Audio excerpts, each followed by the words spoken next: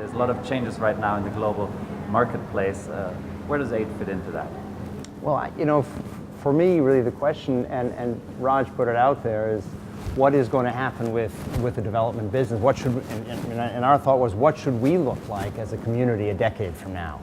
I think, my sense is that the way DevEx has evolved is to really bring a professionalization to the way development information passes and knowledge management functions within our industry. Our feeling is that the other technical services delivered ought to follow the same route. And that when we look ahead 10 years at what the business should look like, it should look like a business. It should look like well-defined professional services that are delivered typically to public sector clients in a very cost-effective, professional manner. And I think if we talk today about localization, to me, localization ought to disappear. It really ought to become the public sector themselves of partner countries requesting that certain technical services get delivered to them with a very well-defined mandate, and high-quality companies, both national and international, typically working together, are coming and delivering those services. Now, part of what that means to me is that the scope of work of what happens over time ought to be changing as well.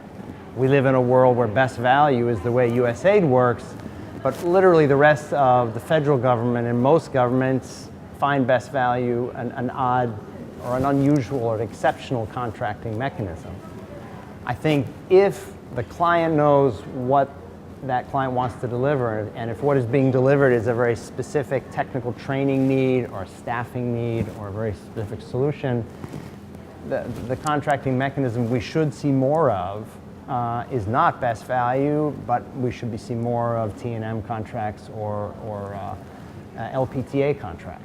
Can you explain that a little bit for those people that don't know these acronyms? Yeah, well, LPTA, lowest price, technically acceptable. And Engility was created in response to the US government's fiscal constraints, if I may say. And the logic was, in a world where government funding is constrained, how do you organize a company that delivers professional services in such a way that it does the same quality delivery but at a more effective price, that delivers more of what the government asks for back to them and keeps less in overheads.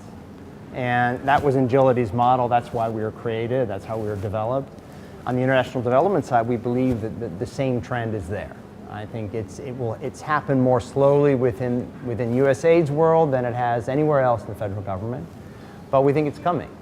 And we think if you look at the trends that are happening at the Asian Development Bank that Steve talked about this morning, and you see that the percentage of contracting directly to professional services firms using US ADB loan money has gone up, and it's gone up to firms working in this area. You see the professionalization of the development business is happening. So to me, the operational word is not localization anymore. We had USAID Forward, and that kind of went away. Of localization, it ought to be professionalization. Now that's the direction we ought to be heading. And any firm or any organization that can deliver high quality professional services is the one that should be succeeding in the next generation, the next period of growth.